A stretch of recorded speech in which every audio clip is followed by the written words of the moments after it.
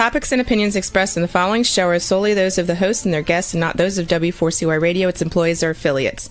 We make no recommendations or endorsements for radio show programs, services, or products mentioned on air or on our web. No liability, explicit or implied, shall be extended to W4CY Radio or its employees or affiliates. Any questions or comments should be directed to those show hosts. Thank you for choosing W4CY Radio. You're listening to the ASQ podcast for a transformational approach to life and leadership, blending soul wisdom with modern insight to create outer impact.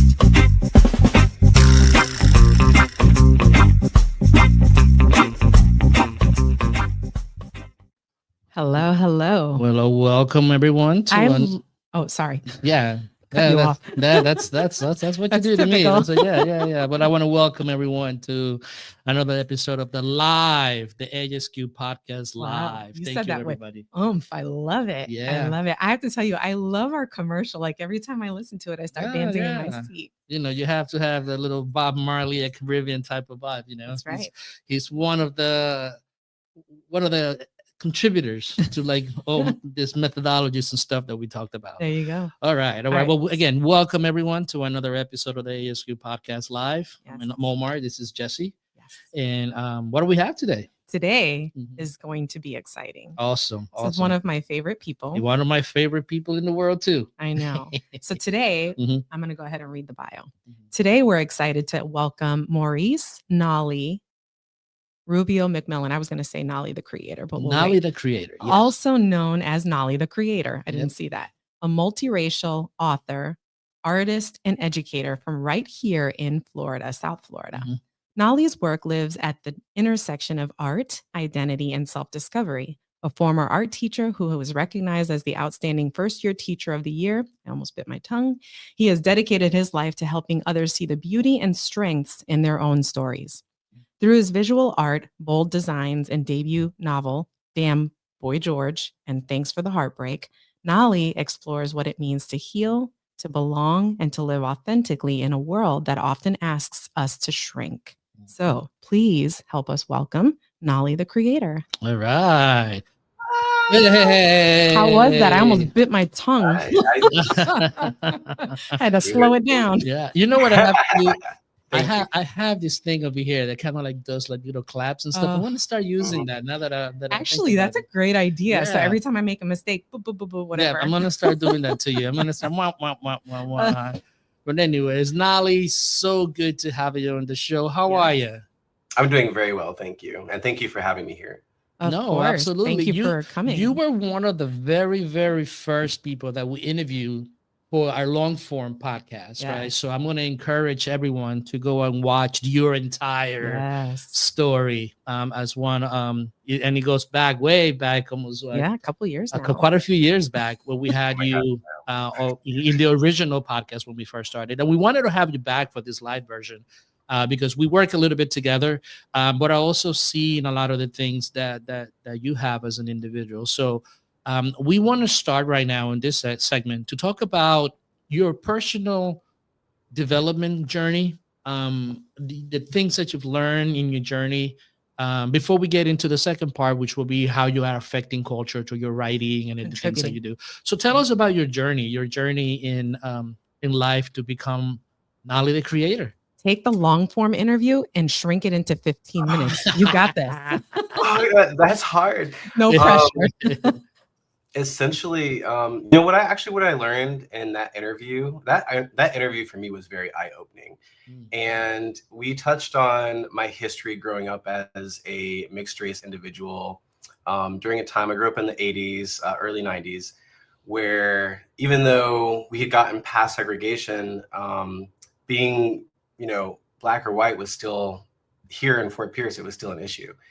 And I learned a lot about my own history and the questions you're asking me, like reflecting over my great grandfather, John Black, and how he raised me and had me reflect on things and the kinds of people that he wanted me to bring into my life to influence both socially where I would end up, but also like mentally and I guess maybe spiritually. All of that made such a huge impact in the way that I viewed my past. And I really appreciate you for asking me those questions. Oh, absolutely. But gosh, I don't even know how to condense all of that. Again, no pressure. Yeah. So let's start recently. I mean, I know that you've gone through a lot of transitions in the recent years, a lot of growth. So I want us to talk about how that growth has impacted your view of life in terms of that continual passion to learn and grow, both individually but also primarily as an artist. Good question. That growth has impacted me in the way of being able to, well, it allows me, for one, to be able to understand people and where they're coming from. Like to understand that they're in their own process of growth, and where they're at in their process will change how they're perceiving my actions and my inaction sometimes. So it gives me more grace towards people. In terms of my artwork, I mean, I haven't actually done any artwork recently. In the last year or so, I haven't done much, but that's because I've been putting all of my creative attention into my home. So as you may recall, I think we talked about this in the original podcast, but I purchased my family home, and it has had all kinds of significant issues structurally, in terms of like functionality, like plumbing, electrical, things like that, but also like aesthetically. It's an older home and just need a lot of work. So I've been plugging away all of my creative energy into the home, making it feel more like a place that exuberates my energy, my partner's energy, and somewhere that's really comfortable for people that we have over to enjoy and feel like they're embraced. I don't know if that answered your question. No, it does. Now tell me about this, because this is one aspect of growth, right? And you went to the old house where we lived and all the work that I did there. What happens to you when you're engaged in an activity like that, like remodeling? Because there's a lot of growth and learning that comes from that. Can you talk about some of the things that you've discovered about yourself, even when it comes to like creating the plan to how you're going to remodel the bathroom or the kitchen? Yeah, because do you even have a background in that? Like, so I think what Omar's alluding to is like, how do you take your creative juices and put it into something that you probably have never even done before in that capacity? Definitely don't have a background in any of this. In fact, I avoided construction for most of my life. That was one of my great grandfather's things, is if you don't want to have to work out in the sun all of your life, since I hated mowing the grass, then you better get an education. And my background is completely in visual arts and graphic design. So for me, I've had to learn a lot of new skill sets, which when I was younger, I probably, I didn't think this is something I could ever do myself. But now that I'm older, I'm a lot more patient with myself. I've always had a lot of patience with other people, but I've never really had patience for myself. Like I see it, I want to do it right now. And if it's not perfect, then I was never meant to do it. Now I'm able to take my time to look at something and say, I want to do this the right way, and I want it to be the best that it can be. But I also accept imperfection in myself and in my work. So I'm not a carpenter. I haven't been doing this for many years. So it's not going to be absolutely perfect the way that I would like it to be all the time, but it will be the best that I can make it with the skill sets that I do have. And each time I do something, I'll give you an example: cutting baseboards, getting those angles right in the corner. Yeah. That is not a skill that I'm perfecting very well, but every time I do it, I do get better. And I also get better at using Bondo in those cracks to make sure no one knows the difference. Funny. Yeah, so I've learned from that patience and accepting imperfection in myself. I think it's oftentimes easier to accept imperfections, at least from my perspective, in other people. And it's easier to even love other people. But it has been a challenge over my lifetime to find love for myself and to accept and embrace the imperfections that I have. And as I've gotten older and in doing projects like this, as I'm reflecting over my history when I'm doing it, or the history of this house, or the history of relationships of people that I've known and loved in this house and in my family, all of that is happening at the same time that I'm cutting those joints, that Mm. I'm looking at the imperfections and saying, yeah, it's not exactly what it should be, but it is so much better than it was. Mhm. Mm. How do you think that having this perspective currently, what do you think was the one thing or maybe several things that got you to sort of shift the way that you view self-love and the things that you pour into yourself? Because it's easy for you to give to other people. I've seen you in action. I've known you for years. I think I was a fan long before you knew I was a fan. But like, just, yeah, I think that's just the question is like, what do you think that shift was for you? Like, what happened? What was that moment? That's a great question. And that's one I try to reflect on for myself and for others all the time. What happened? I think,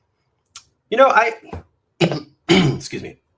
I often think of like, we try to be super self-reliant where everything is on me. I can do this. I understand myself really well. But I think that shift happened when I started meeting other people that kept on seeing in me things that I wasn't seeing in myself. Reflection, I think, will take you so far, but I also think that part of us as human beings, that we need each other in that respect. To help. I mean, I can't think of the words for it, but it's kind of like if you keep yourself in a bubble, you're ever only going to know that bubble and what's in that bubble. You need the perspectives of others to see more fully and clearly outside of that bubble. And I think the perspective of others, like my partner, like some of my family members, new friends, old friends, those perspectives helped me to see things in myself that made me appreciate who I am and stop taking myself for granted. Okay. Well, what was one of those things that you in which you did that, right? Because it's almost like an unfoldment, right? You don't have it's not like a process that you go from A to B to C. It's just something that just comes and it's like, whoa, wait a minute. What was that aha moment? What was that epiphany that just hit you? That aha moment. I'm not like blowing smoke up your skirt, Omar, but I think it was when I met you guys and you brought me on that podcast. You had me reflect on things that I had no one in my life asking me those questions. Like, I think I am that for a lot of people, but I don't have a lot of people that are that for me. In the way of like, if you look back on your life, like what did you see and what did you feel and how did that get you where you're at? A lot of people don't ask me those kinds of things. So I think honestly for me, the first time that was asked in that way that you asked it, it really made me look at myself and say, wait, maybe I'm a little bit different than what I thought, but it's a better different than what I thought. And that started really opening me up to like accepting myself more, as I'd say it. So you were the aha moment. Oh, thank you. Actually, that's a compliment. Well, thank you for that. We do appreciate it. I think one of the things that we love to do is to be able to bring people onto our show and highlight those things that are not usually asked of us. I mean, we do guesting all the time and people ask questions and I'm like, I've never been asked this question before. Thank you. Yeah. So yeah, I can appreciate that. So from the standpoint of an individual, right? And then you're seeing this transitioning and then you're beginning to see yourself not just as someone that contributes, but someone also that needs to be filled up, right? There's a point in which you start feeling selfish or self-centered. How do you overcome that chasm? Because that happens. It's like, wait a minute, I'm supposed to be all giving, but now I'm thinking about me. Tell me about how do you overcome that part? Because that's something that most people struggle with. I don't personally feel like I struggle with that. And that's something that I think is because I keep a balance of like, what am I doing for others and how am I interacting with them? I try to always maintain a level of commitment to anyone that I have in my life. So there are some people who require more commitment and there are some people who require less. But if I have interacted with them in any kind of way and I've made some kind of connection, I try to keep that tether there in support of them. And some people, when they require more support, I try to be there and be more supportive for them. But all of those things kept within the context of what's good and healthy for me too. So that's the balance. For me, I guess it's just keeping it in mind. Like, is this going to hurt or harm me in any kind of way? Is helping them going to hurt or harm them in any kind of way? And as long as it's not hurting or harming either of us, I don't see a reason why not to help. And yeah, being there as much as I can. I know being there is like cliche, right? Everyone says I'll be there for you, but for me, that means I will physically move myself to where you're at and just sit there and be. Like, we don't have to do anything. I will be there with you. I will experience what you're experiencing with you, by your side. And you can use my perspective as guidance if you wish, or you just experience what you experience and know that someone is there with you and you're not through it alone. No, awesome. No, thank you for that. I mean, and that makes a lot of sense in terms of understanding you and understanding the people that we're interacting, the people in our lives, and how to interact with them as well. When we come back, I want to talk to you about the book, number one, but also want to talk about the cultural impact that you have had in the LGBTQ plus community, plus in the work that you do in the community as a whole. So we'll be right back with more Nolli after this commercial. All right. You're listening to the ASQ podcast, a transformational approach to life and leadership. Too many of us chase clarity but feel scattered. What if your challenge isn't failure, but the threshold before expansion? Each month, we gather live for a transformational webinar where contraction becomes coherence. Register today and receive your Soul GPS journal. Begin your journey within.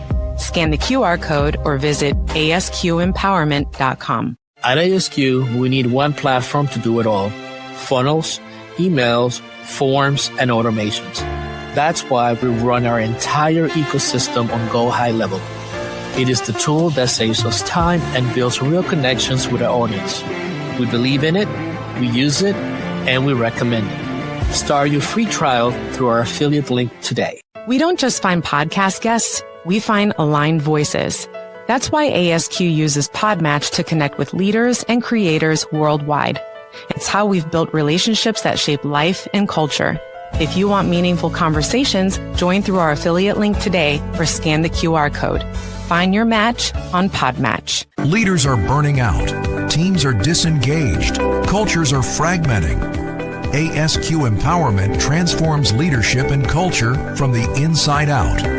Our Coherence Quest bridges ancient wisdom with modern neuroscience, helping organizations align, adapt, and thrive. Start with an organizational snapshot assessment. So, visit now at asqempowerment.com and schedule your briefing today. ASQ Empowerment. Lead your life. Shape your culture. Begin within. Welcome back. You're listening to the ASQ podcast with Dr. Jesse and Omar Ferreira, a transformational approach to life and leadership. All right. So welcome back, everyone. Before we move on, I want to remind everybody today is the last day to register for our very first, official, the beta version of the Coherence cohorts, in which we are going to be talking about. It's actually an 8-week program in which we will take you to most of the ASQ methodology, so that way you can apply it to the way that you live, the way that you lead, and the way that you impact culture. So if you want to learn more about that, please visit our website, asqempowerment.com. That's asqempowerment.com. Awesome. That was very good. Thank you. It's out of the dome. I feel like a street rapper. This is from the dome. I didn't even write it down. Freestyling. There you go. Freestyling. All right. So let's get started. Nolli, I really want you to talk about your book. I want you to talk about it from the perception of like where it came from, how it manifested in you, and then of course, where is it today? Where are you with it? And like, what is your intention with it? Like, what is it that you really want to? What is the message that you're trying to get out in the world? Now, I had the privilege of reading the book, and I thought it was amazing, but you go ahead and. Gotcha. Oh boy, the book. So I wrote the book following the death of my great-grandmother, who was my adoptive mother, and I dedicated the book to her. It's a novel, it's fiction, but even though it's fiction, it is based completely on real life experiences that I've had in this community, and especially a relationship that existed between me and a best friend at the time when I was 15 years old. So that relationship as best friends, it broke. It was one of the strongest relationships I had at that time in my life, and it was especially important for my life because I had just lost my great-grandfather at that time, my great-grandmother's husband, and I didn't have a lot of friends. I was coming out of the closet, and this boy that was my best friend was like the only male friend I had that was like really just a strong figure in my life. And unfortunately, at that age, when you're coming to terms with your sexuality, it can be confusing for a lot of people, for you yourself, but then your sexuality can influence others around you in the way of like creating confusion for them, because if you've got things in common, they're not sure how to make sense of that. And that ultimately led to a break in our friendship. Well, that friendship, losing that friendship, has haunted me since I was 15. And I'm 38. I'm 39. Oh my God, I'm 39. I'm 39 now. And I still think about, that relationship because it was just that important to me. Well, when I was writing the book, I felt like I just needed to get this out of me so I didn't have to talk about it anymore. So it wasn't something that was always in the forefront of my mind. It was just expressed and out of me. So I wrote the book to give myself closure on that relationship. And I used the characters in the book to talk about how things that happen in our past get complicated, through life, and layered with other issues that kind of become like trauma. Yeah. And ultimately influence our choices and our decisions and our relationships moving forward. And that we never really deal with those things. We kind of just put them away because, sometimes dealing with it for me meant like getting closure with him. Like, can we have a conversation about what happened? Can we reconcile this relationship? But that was never going to happen. He wasn't going to talk to me about what happened. So I had to do it for myself. And for me, it was to make up characters to talk about what happened right. in a way that I got to express what I really wanted to say. My hope for the book and sharing that story and the way that I shared it was for other people to know that they're not alone in not letting important relationships go when they move forward. I know in our society, from what I've experienced, a lot of people will say, well, that's from the past. That person didn't care about you. You should just let that go. Why think about it? Why give it any attention at all? But it was so significant to me because I loved that individual. And I think that like love, we toss that word around so casually in a way that it loses its meaning and its impact. But when you truly feel love for a person, I don't believe that you can just like box them into somewhere and forget about them, throw them underneath. It's done. Right. I truly love that individual. And so that individual will always be a part of me. And I recognize that, people grow and they move on, they change, and that I love a version of that person that no longer exists. So the book, I hope to inspire others to know that they're not alone in that and that they can heal from it. It takes a lot of time. However much love you've got, it takes just that much more time to heal. But there's nothing wrong with embracing a relationship for what it was to you and allowing that to also influence you, as long as it doesn't influence you in a negative path, which is talked about in the book. Yeah. One of the things in just listening to you and what you're saying, one of the things that come to my mind is ACEs, which is adverse childhood experiences, right?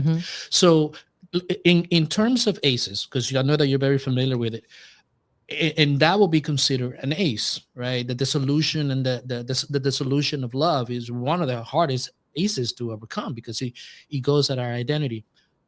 How has that experience and many other experiences with ACEs affected you when it came to the career, when it came to the way that you interacted in the group, in society as a whole? Ooh, well, if I'm being like 100% honest, Which I hope so. for, what we want. for a long time, Yeah.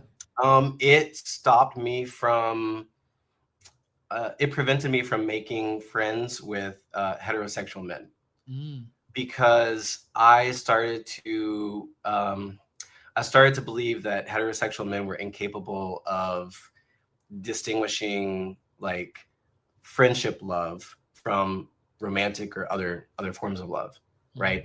And I say that and say that like I can love another man and it not be like with the intention of having a romantic relationship, but because I'm gay, for the other men that I have met, my love to them meant I had a romantic interest, and that would, for me, I'd have an attachment because I am trying to form some kind of relationship with you, and you're going to break that attachment. You're going to break that relationship because you're afraid of what that means to you. And I mean, I've had women who had all kinds of feelings towards me, but that never affected how I felt about them. So I've never really understood, from that perspective, like why it is that a person has to end a relationship simply because they think there might be some romantic attention coming from the other person.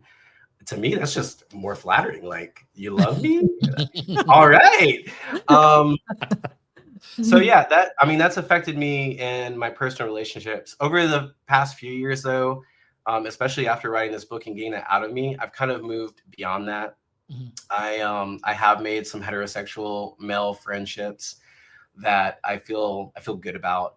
So that's that's no longer there like it was. As far as work goes, I think relationships and work, we oftentimes, especially in American society, work is just work and you're only there to work and you don't have relationships. But I just think that's a lie. I think that when you work at a place, that you try to create a team and you try to have cohesion, but you can't have cohesion if you don't value one another. And you can't say that you value one another if you don't care and have some kind of like connecting values. And you can't have connecting values if you don't have some kind of form of a friendship. Right. So, or one or the other. But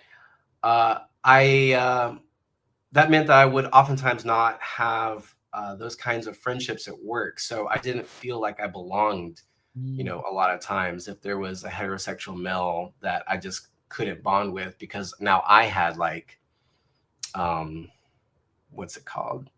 Heterophobia, Interesting. Right. Never heard of that before. It goes both ways. Yeah, it does. Like everything else, right? Yeah, of course. I just didn't hear the word. I knew it existed. Yeah. So talk to me more about that, right? I mean, we work in a similar field, and you've seen a lot of the lack of that empathy and the understanding when it comes to the places that we feel. Why is it important to bring this to our workplaces? I know we both share stories about the nonprofit world and some of the things that we've seen. Can you tell us the importance of bringing this mentality of acceptance, this mentality of building a bond, being aware of our own barriers and walls, but also breaking those so that we could create environments that are more cohesive and more inclusive? Oh, yeah, absolutely. Okay. So, we oftentimes think about community in a very large scale. Like your community is like your city, or even smaller down, like maybe your neighborhood. But your workplace is a community itself too. And we spend, I remember the average, like 60% of your life is spent at work. So the majority of our time is in this place with these people who we are not related to. And we're oftentimes told you shouldn't have any kind of relationship beyond the working. But that's where we're spending all of our time. We're human beings, and this is where we're spending all of our time. So I think it's really important for those kinds of bonds to exist. One, for you to be happy with what you're doing. You're spending 60% of your life there. You want to be happy with whatever you're doing. but also so that you can feel like you matter and that you're doing something of value. I think a lot of people in my life, both in the past and in the present, have had jobs where they tend to feel like they just don't matter. They're just a cog in the system, and ultimately what they do has no impact. But I can tell you, in any team I have been a part of, every single individual mattered. Yeah. Your attitude when you walk into the door changes the entire vibe of the place, and it's going to make a great day or it's going to make a terrible day. Yeah. And I'd like every single day to be happy and fulfilling. Like, yeah. Why does it not have to be? Right? Like, why are we fighting like this? what's wrong with that? Yeah, there's nothing wrong with that. We should be striving for that. And people make out like there's something wrong for thinking that. Being happy, yes. Yeah. Why are you so happy? Awesome. Yeah, exactly. Exactly. We need that.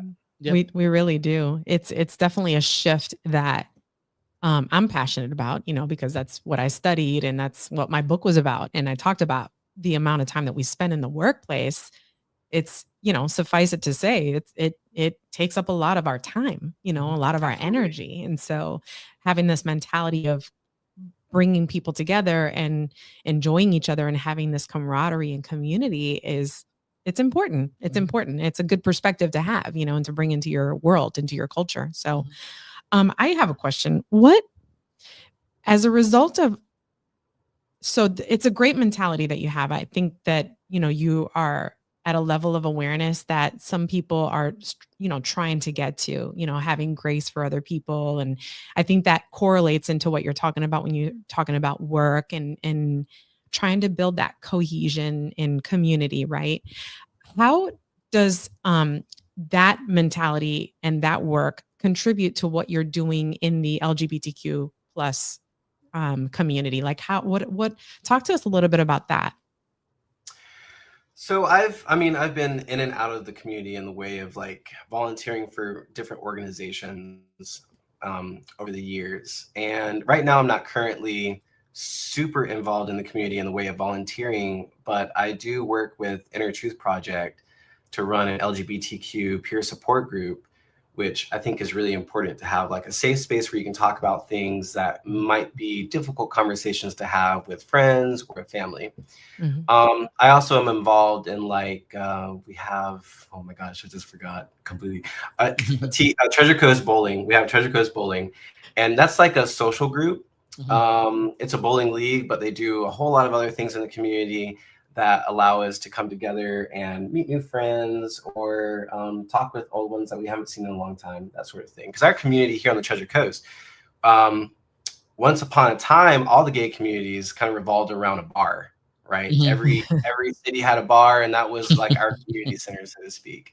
We don't currently have that on the Treasure Coast anymore. So we have created online communities where those communities might have like a physical location they go to and have meetups and that sort of thing. Beyond that, I make a lot of friends at a lot of different places, and I am as supportive as I can be for them. I find that a lot of individuals, especially LGBTQ, we don't always have the best history. I mean, take my story, for example. Like I lost a lot of friendships over the fact that I was gay and I came out of the closet. So other people had that same phenomenon, right? Where, okay, just because I identify a certain way, other people are going to walk out of my life.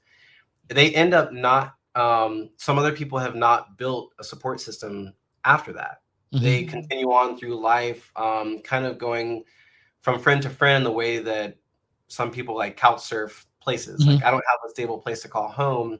Well, friendships are like that, a place to call home. So they end up developing really, I guess you could say like bad behaviors in the way that they treat their friends. And so when I meet someone like that, but I see that as the mask that they're wearing, bad behaviors are like a mask, I choose to stick around long enough to help them to reflect on that. Because most people don't. As soon as they see a bad behavior or something that they would consider like a red flag, they'll walk away.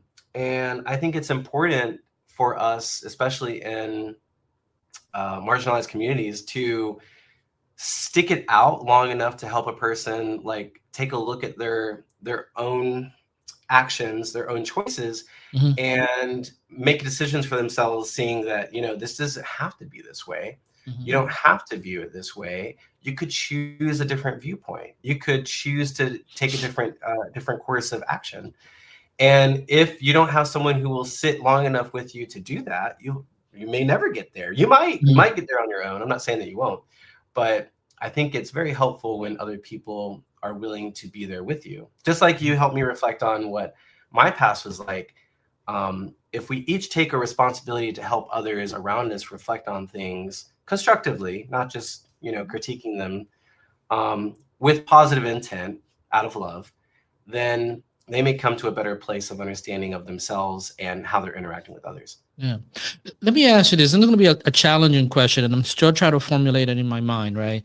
There's a lot of pushback in our society as a whole, right? In the macro, about tribalism, right? Everybody working in separate tribes. But I believe those tribes are important because it gives us that home, right? It gives us that sense of self. But the problem that I'm seeing with the tribalism part is it becomes us against them, right? Yes. Us against them. Now, how do we go beyond the idea that it is okay to have our own individual cultures as part of the bigger whole, but still be part of the whole without having this mentality of us versus them, particularly from the LGBT, because for most of the history of the LGBTQ plus community, they have been the them, right? But we want to, one of our goals is to be able to see that microcultures, micro tribes are okay in the scope of the whole entire culture, right? And we don't have to have this mentality of us versus them. How do we overcome that from your point of view? Oof, well, that's a tough one. Right? What a difficult question. Yeah. No, way to throw me under the bus. No, I'm just kidding. Just kidding. Let's see. How do you overcome that? I think if you were to consider that, like, those tribes are like, oh gosh, I'm trying to think of like an analogy that I can use for this. Think about each of those tribes as being like a small pond, okay? And you've got a whole bunch of ponds. Like we're in Lakeland. There's just tons of ponds. At Lakeland, that's right. Perfect. And people who are really dug in deep, they're deep down in that pond, right? Like they're probably your extremists, so to speak. And then there are going to be people all the way up throughout that pond, from the bottom to the top. There are people along every layer that there could be. So when you're like, maybe you're I don't know, maybe you're like, let's just say you're the wind for now, for this moment, for this analogy. The wind is like sweeping across all these different ponds, and you're just being carried along. You're going to meet people at the top of a pond who are open to you. Like, you know, oh, hey, you're interested? You know, take a look down in this pond and see what we have to offer. I don't know. That's just the analogy I've got right now. I'm sorry. You need people who are at the top and open-minded to be willing to accept new people in, to let them experience an idea of what it is, you know? Who are we? What are we about? Or what do we do? Or like what's really important to us? Because really we're all the same, and we're all about the same thing, right? We're all about finding happiness, having freedom, and that's essentially the core of it. Yeah. But how do we go about it? That's what differs between each of us. How are we going about looking for happiness? How are we about, you know, ensuring our freedom? So, I think the only way to bridge each of those ponds together is that, I guess, I don't really know. I don't know how you bridge all those ponds together. I don't know how you get the tribes to see each other. But I will say this, that like the individuals who are most open and receiving, it's like they have to step out into the forefront and make themselves known. The extremists, you're always going to keep them at the bottom. They're always going to be there. Yeah, they're always going to be at the bottom. Yeah. And there's not, how deep a person chooses to go down in that pond is up to them. But I guess if we had more conversations about what it is we have in common, being that we're all looking for freedom, we're all looking for happiness, and understanding that each of us are just going about it a different way. Yep. Maybe in that common ground, we'll see ourselves. We'll find connection. Yep. Can I ask you one thing? Because I think that you already exemplify this, what we're talking about here, the sort of showcasing the commonality between us as human beings, right? Which is something that we talk about and we really emphasize with ASQ. So you're already embodying that because you stepped out, you've done things to showcase that you want to bring people together and not have people be or remain in silos. And you're going to have your people who are like, I want to be in the silo and I'm good with that. Yeah. But you're already bridging that gap, so to speak, by modeling that behavior. Would you agree that more of this and the things that you're contributing with the group that you're in, with the LGBTQ and the writing of the book and all this, that you're bridging that gap, and just speaking of a pond, right? It ripples outward, thus attracting more people into the idea or mentality of being open to the likeness and acceptance that we are so alike. Do you agree with that? Totally. And how do you feel about that? Totally agree. I feel like that is the best form of leadership, to lead by example. So I don't just talk it, I walk it. Yeah. And I don't really ever look at myself and think, oh, I'm a leader. But I do recognize that a lot of what I do in terms of how I interact with other people, and I try to bring them to connection, because I lacked connection so much in my life to other people. I have always sought it out. I try to bring that to others without them having to beg for it, without them having to. I recognize when a person walks in, they want to be connected with. Why else are they here? They walked into this place. They're here to be connected with in some kind of way. We're all seeking that constantly. And to say that you're not seeking connection, well, then you would have stayed home. Yeah. You wouldn't have left out into society, into your community. You would have stayed right where you were. So the minute you left, if you leave for a reason, either it's for food or it's for connection. And we know that. So why are we fighting against it? Yeah. Why not open yourself up to helping them connect either with you or with someone that that they're seeking, right? Yeah. Something that they're seeking, an organization, a place, somewhere to belong. Maybe it's gaming, maybe it's spirituality. I don't know what it is that they're looking for, but we know that they're looking for something. And I know that I've been looking for something. So what are we fighting? Yeah, exactly. That's true. Well, Nolli, I want to thank you so much for being here, and we'll stay in touch. Nolli, we're in talks to do some stuff here at ASQ, and so I want everybody to stay tuned. So again, thank you so much for being here. Any final words before we go into commercial? Yeah, I was just going to ask you to leave us with something. Yeah, leave the audience with something. Well, thank you for having me. And my final thought is, whatever you do it from a place of love with the intention of spreading love. That's it. Awesome. Perfect. All right. Well, thank you, Nolli. All right, everybody. We'll be right back after this commercial. We'll see you later, Nolli. Thank you. Bye. Bye. You're listening to the ASQ podcast, a transformational approach to life and leadership. Coming this December, A Soul's Quest, a transformational approach to life and leadership. A book that bridges science, wisdom, and lived experience so you can lead with coherence. Don't miss the launch. Join the waiting list today, scan the QR code, or visit asqempowerment.com. At ASQ, we believe every creative deserves a safe space to share. That's why we use and proudly recommend Gnostic TV. It's where your content won't be silenced and your vision can flourish. Sign up through our affiliate link and be part of this Freedom Center platform. Create boldly on Gnostic TV. Across boardrooms, nonprofits, and communities, too many leaders are quietly burning out. They know what's not working, but not how to turn inertia into momentum. That's where I come in. I help leaders, fathers, and organizations move from quiet crisis into coherence, so cultures can thrive from the inside out. Book me today at asqempowerment.com and bring coherence to your next event. Welcome back. You're listening to the ASQ podcast with Dr. Jesse and Omar Ferreira, a transformational approach to life and leadership. Yeah.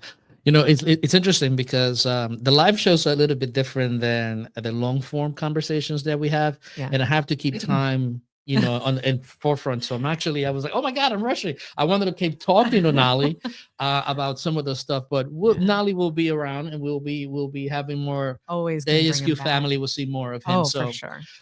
So our final segment is really just to do a recap of what it stood out from this conversation. Let's start with you, Jess. There's a few things that stood out for me. I'm like a fangirl of Nolli. I've always appreciated his presence and just the person that he is. Like, you could see it from a distance. And so I'm super glad that we're friends today. But a couple of things that he said.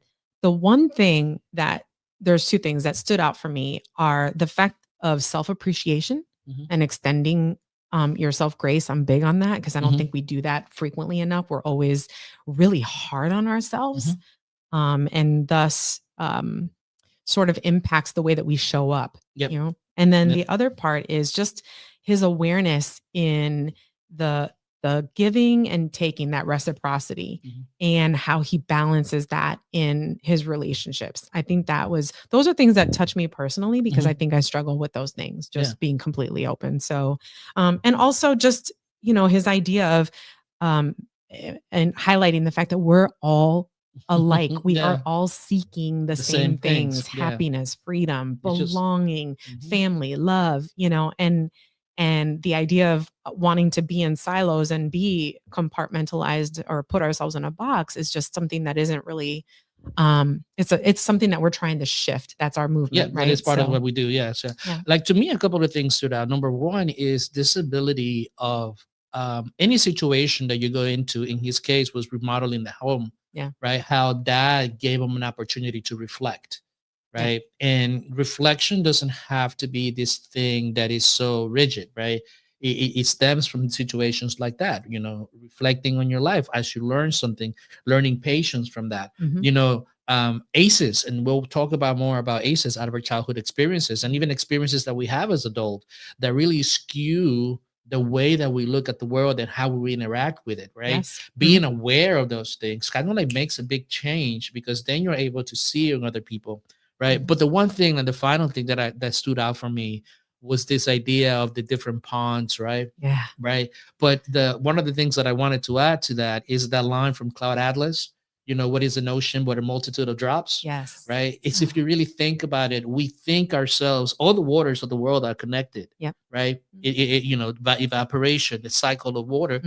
So in essence, number one, we're looking at this. We want the same things. Number two, our approaches are different, not better, not worse, just different, right? Yep. But we are all, a drop in that ocean, right? We what is an ocean but a multitude of drops? And that's kind of like I want to live that. Gave me chills. Right? So we want to thank everybody for tuning in today, and remember, today is the last day to enroll for the beta version of the ASQ coherence cohort, and this is an 8-week program in which you will spend time with us but also work on a lot of different things. Yes. So we want to thank everybody for tuning in today, and we're going to lead your life, shape your culture, and begin within. All right, goodbye everybody. Thank you for listening to the ASQ podcast. Remember to lead your life, shape your culture, begin within. Visit us at asqempowerment.com and join the movement.